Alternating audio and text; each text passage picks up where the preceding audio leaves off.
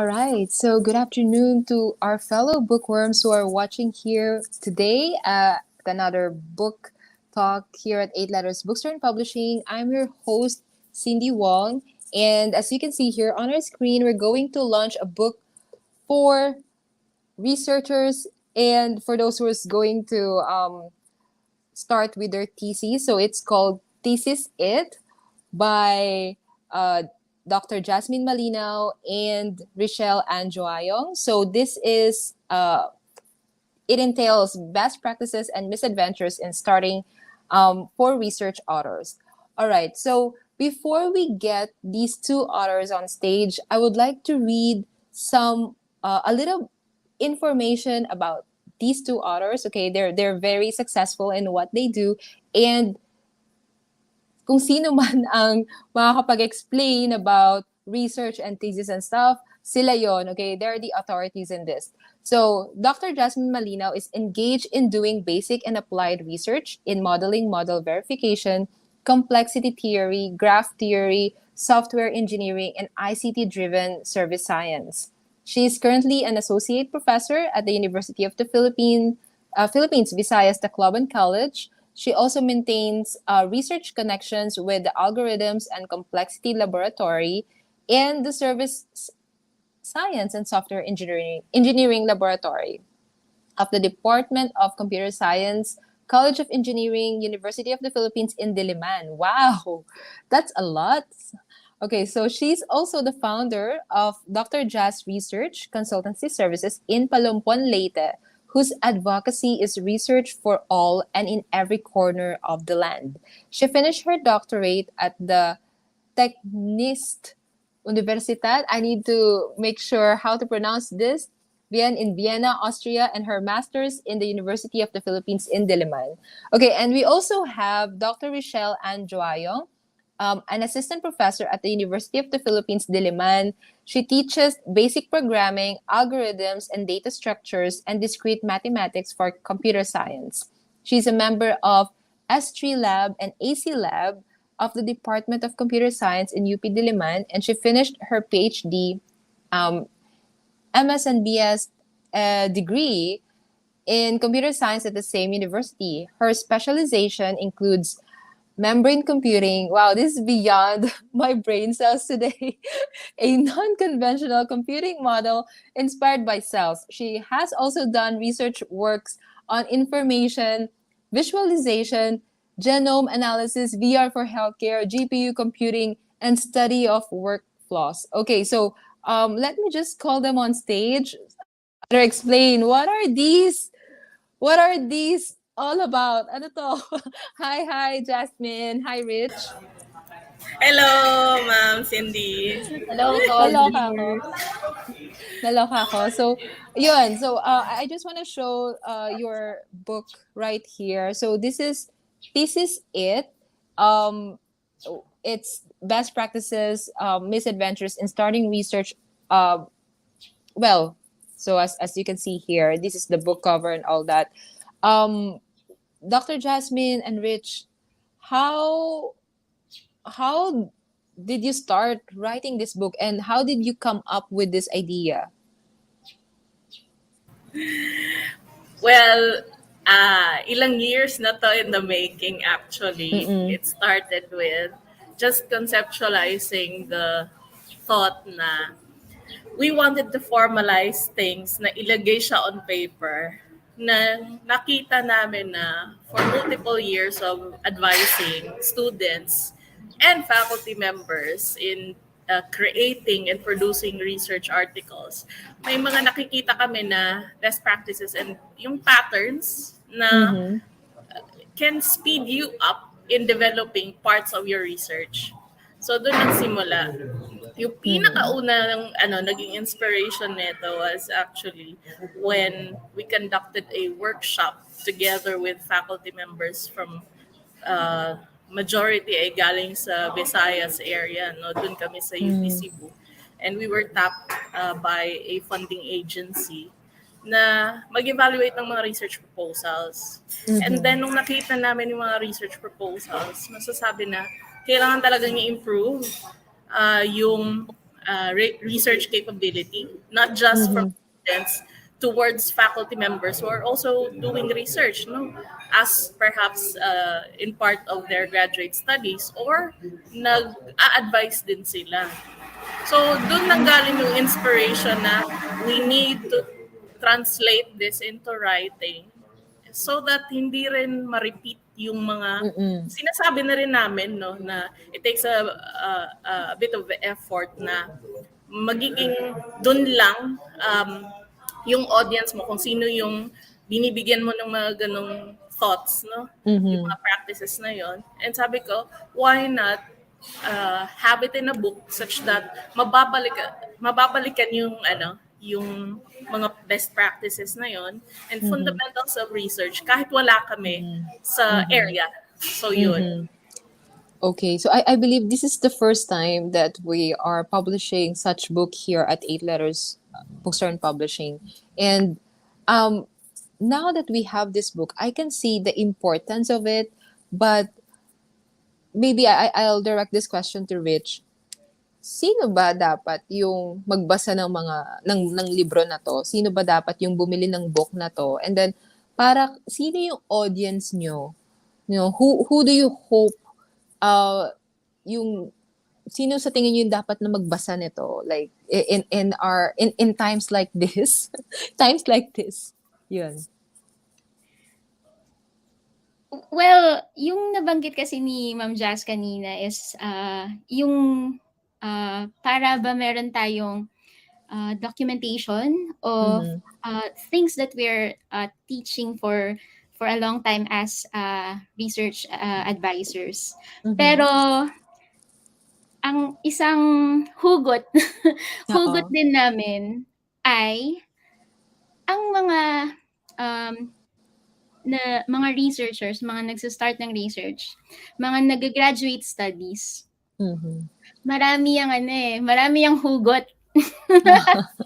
Oo, kaya yung title ng book, may mga Misadventures, di ba? Na nakalagay dun sa title ng book. Kasi yung mga nag-graduate studies, mga colleagues namin, no? Yung mga kilala namin. And it is also well known na ang daming struggles, ang daming hirap.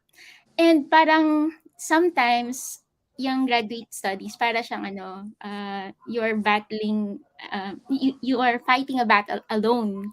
Minsan may ganyang feeling. So maraming hugot, maraming lungkot, depression, hindi mo ma may parang it is research ba? Laging may unknown, no? And academe, ang tendency is to excel. And kapag hindi ka, feeling mo, hindi ka nandun, hindi ka nag-excel, ayan, nalulungkot ka, ganyan. So, yun yung isang parang reason kung bakit naisip namin na syempre parang ako personally, introvert ako. So, hindi ako mag-share ng experiences. Pero naisip namin na para din sa mga nakakaramdam ng ganon na feeling sa graduate studies and research, itong book na to. So, ang sabi nung isa kong colleague, si Josel, so kung kailangan mo ng kayakap, kapag nalulungkot ka sa graduate studies, ayan, kailangan mo ng kakampi. Basahin mo yung libro. Ayun. So, wow. Okay, in layman's terms, I think Rich was able to explain to us kung para kanino ba tong libro na to. Okay, so for those who are into in their graduate studies, ayan. So, pag nasa ganito ka bang industry or larangan, no, if you decided to go into that level of education for yourself, kasi usually maybe not everyone go through research or not everyone's going through having to produce a thesis. Can you explain to us, okay, usually yung mga research na ganito, gaano katagal ginagawa?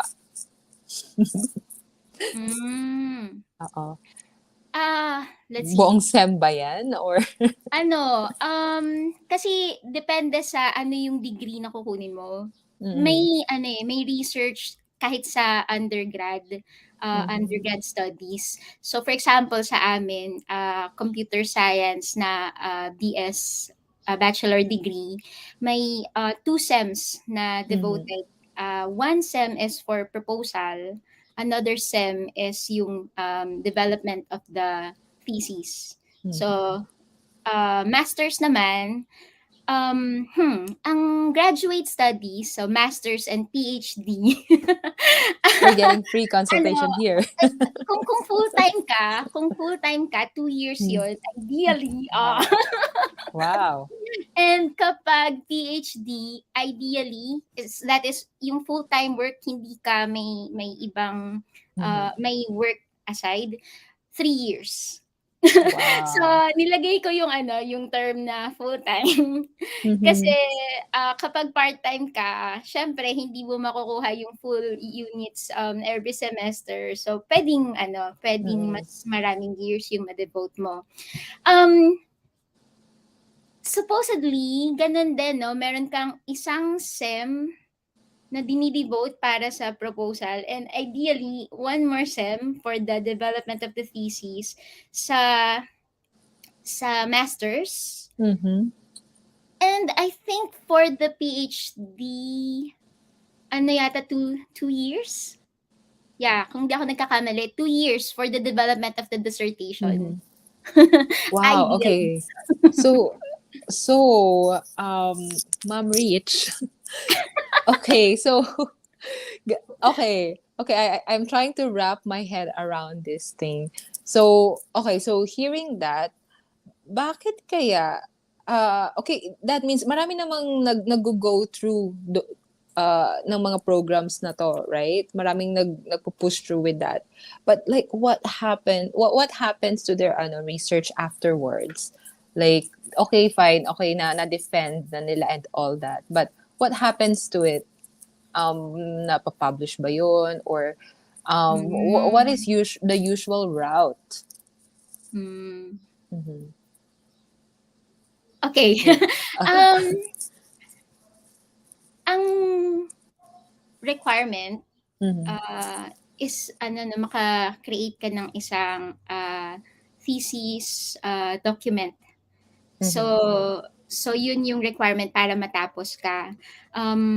Mayroon, ideally, gusto mo na ma-publish mo yung research mo in conferences, in journals, ganyan. So that parang siya, makilala siya ng research community. Ayan. So, other than that, pwede na parang mag-start siya ng isang research project, no? Parang ifa-fund siya ng mga funding agencies, ganyan. And kung magkaroon ng project, so it will also be it will also start the research of other graduate students or undergrad students.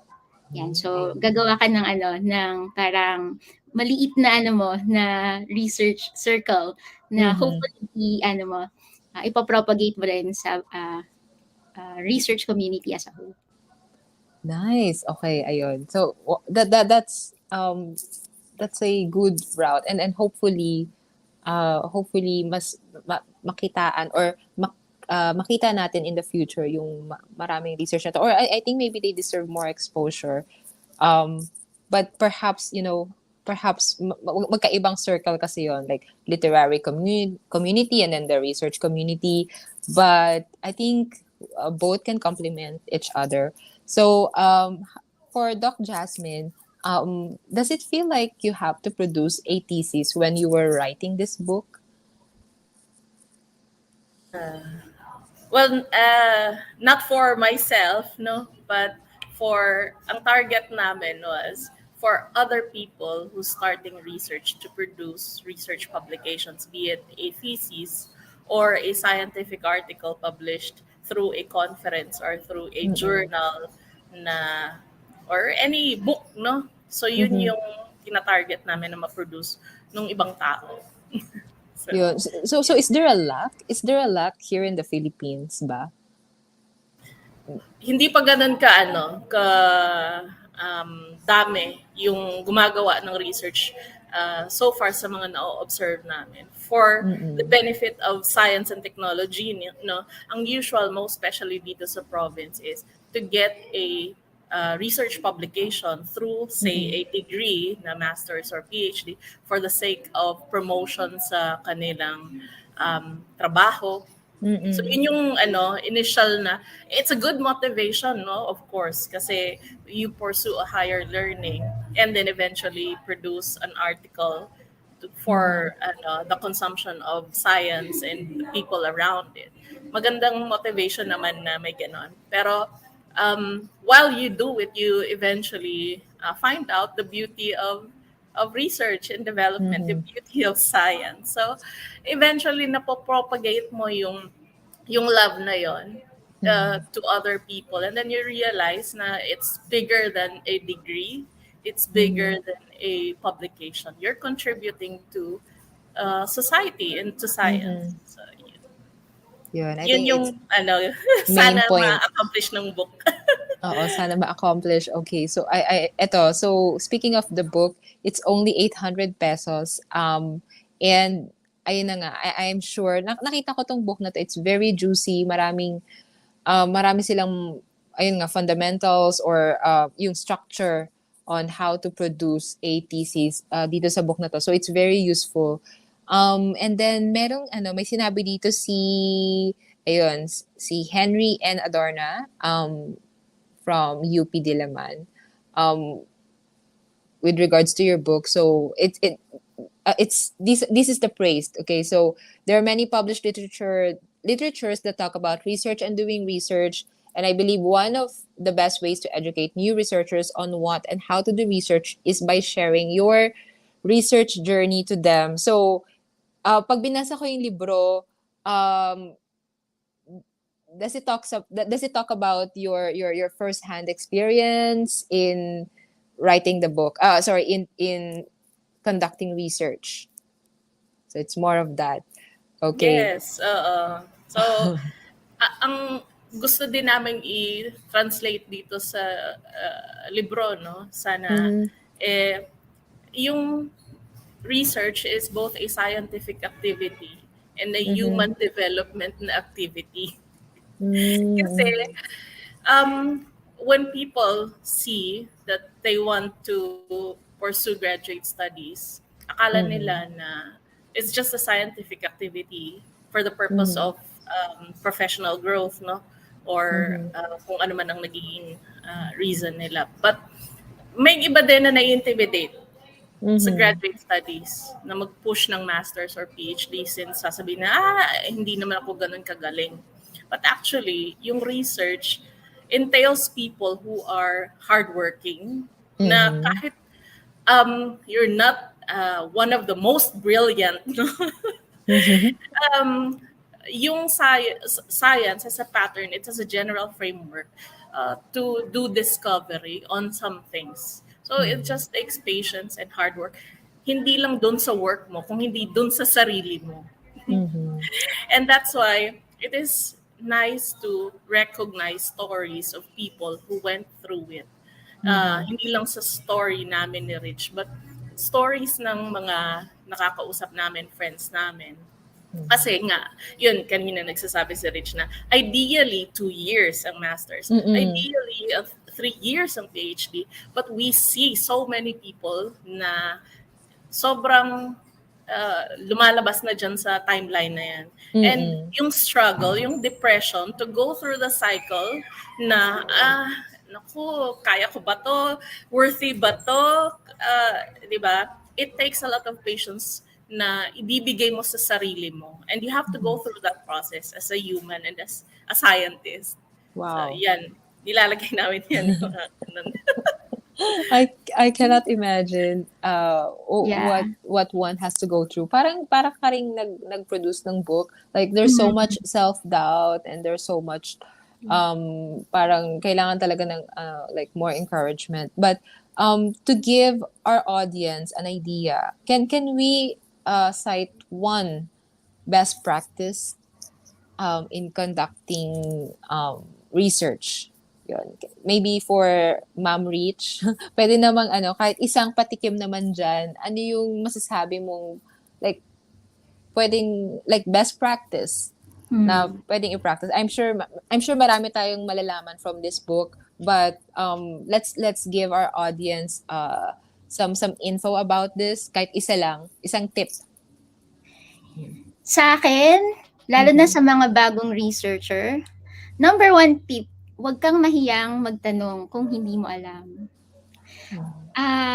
To add more siguro dun sa previous na question, parang marami akong naisip na hugot. Isa sa mga na-appreciate ko about ito, yung initiative na ito, is ang research and graduate studies kasi parang pine-present siya na parang elegant. Kasi ang naha-highlight ay yung output. Yung output, which is you have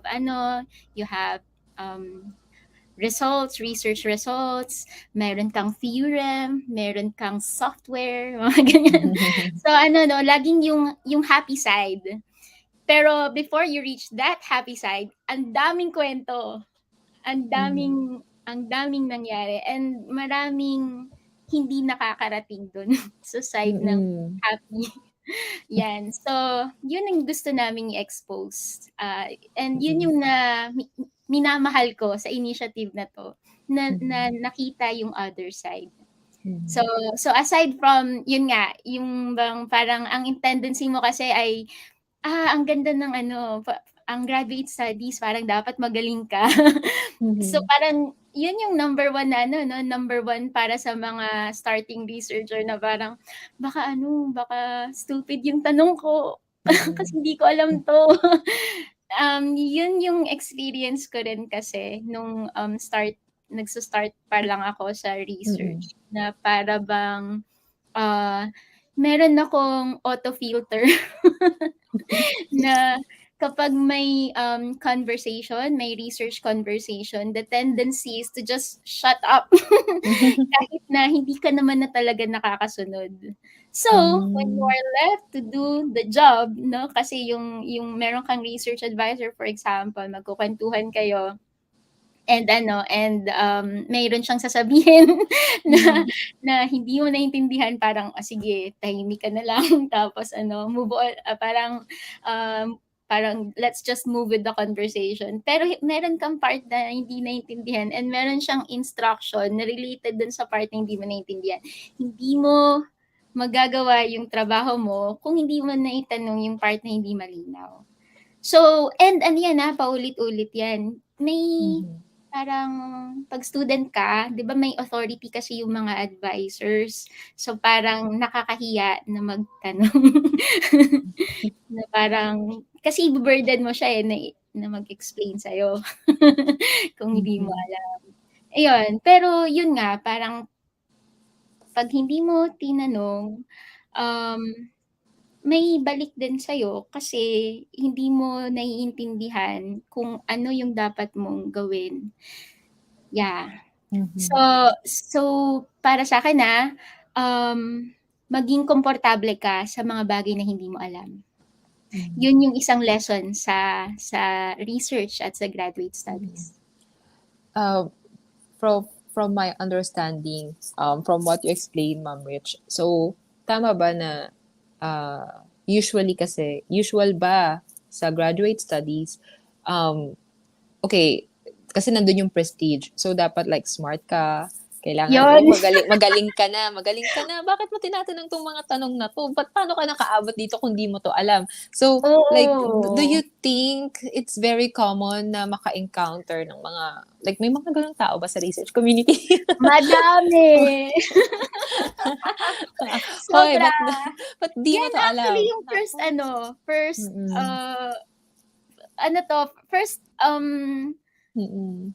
basic. Yung bang feeling mo lahat ng tao sa room magagaling? Okay. Naku, hindi ako pwede dito. Yun? Yun nga, para sa akin after graduate studies, na-realize ko na may specialization sila. Kumbaga, ano ba yung definition ng magaling? I believe it's more of exposure. Mm-hmm. One is exposure. Of course, meron talagang ang bilis makagets. Oo. Pero most, I think, most is about exposure. Kumbaga, paulit-ulit, experience. Nasanay ka na, and na-embrace mo na siya. So, parang madali na lang na maka-adapt. Yeah. Ayun. At saka kung magaling ka na, bakit ka pa mag-go through ng ganyang studies, di ba? I mean, you should, I think, because you're getting into this master's degree and everything, so dapat, I think that is sort of a training ground. So, sana open lang yung, yun nga, like, open, okay lang magkamali. I mean, this is life. Okay, so, yan, I think this book will be very helpful for those who are in doubt, natatapusin ko pa ba to? Or itutuloy ko pa. Totoo yan. At diba? least yan yung yan yung isa sa mga hugot, mga naisip namin na audience for the book. Ayun. Wow, that is intense. So, how about Doc Jasmine? Siguro, since Ma'am Rich already mentioned yung one of the best practices, ano naman yung masasabi mo na can we cite an instance of a misadventure? Etong shared na experience namin ni Rich. Ayan, palaging lumalampas sa mga bus stops, mga jeepney stops dahil nag-uusap ng mga about sa research. So that's a little bit dangerous, especially kung nasa foreign country ka din. Nangyari na rin yan sa amin. Kasama ko din ata yung colleagues ko or advisees ba. So, yung safety mo sometimes na nako-compromise. Yung isang yun nga, one story in the book, yung prolonged na misadventure about health. It's a typical thing kung you're so immersed in this activity na napapabayaan mo na yung sarili mo. So, ayun, we cite those stories dun sa libro na sana you take care of yourself, of your safety and security, and of your health, kasabay nung paggawa mo ng mga research activities. So, yun.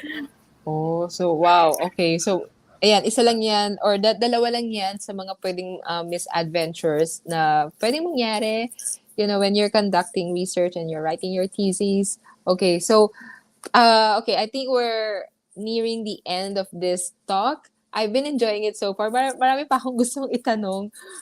But where can we find Doc Jasmine and Ma'am Rich? Saan namin kayo pwedeng mahanap, ma-follow, kung meron pa kaming mga tanong, with not only with regards to this book, but with regards to, well, hopefully regarding the book, but like, let's say other questions about conducting research and all that. Yun. So, Doc Jasmine, maybe you can go first. Usual na kinokontak naman ako through my Facebook account. So Jasmine Malinao. Nag-open na rin kami for this book, yung Thesis na Facebook and Instagram. So yun. Ayun. Or mag-email lang din kayo. Go lang. Ayun. So, email. And how about Ma'am Rich? So sa UP lang ba namin kayo makikita or Yes po. Pwedeng email. Meron din po akong Facebook, Juayong. And yan, yung link or mga links na related to the book po. Facebook, Instagram. Ayun. And so, by the way, na-mention din pala ni Rich, although hindi pagtatanong, it is a one-way communication. May YouTube channel kami, ang pangalan Batak Band. Batak Band? So you can find it in YouTube. And we do have many videos out there talking about research, best practices in doing research din. So, yun, we've accumulated that through the years. So, pinapodcast yun ng mga naging kasamahan namin sa lab or sa work. So, kung trip niya din, ayan, nagpo-post kami ng mga ganon doon. Or, kumakanta si Rich, ayan. Ayun, that'll be fun. We'll have it in the caption for this video para madali lang mahanap. Okay, so ayan, so we'll have that link later for you guys, or maybe pag napanood niyo na tong stream na to, nandiyan na siya sa caption there. Yun. Thank you so much, Doc Jasmine and Ma'am Rich, for explaining what this book is all about. Ayan, on a Saturday afternoon. And there you go. It's only 800 pesos. It's available now sa aming 8 Letters website, 8lettersbooks.com/shop. And soon it will be available on Shopee, Lazada, and it will also be available on Amazon if you're looking for the ebook option, and as well as on our Gumroad. Ayun, there you have it. Thank you so much, Doc Jasmine and Ma'am Rich. And hopefully, we see you next time. Okay, baka may iba, baka may part 2 pa to. All right. Ayun. Thank you so Lang. Yeah. much. Thank you. Okay. Bye, everyone. Thank you.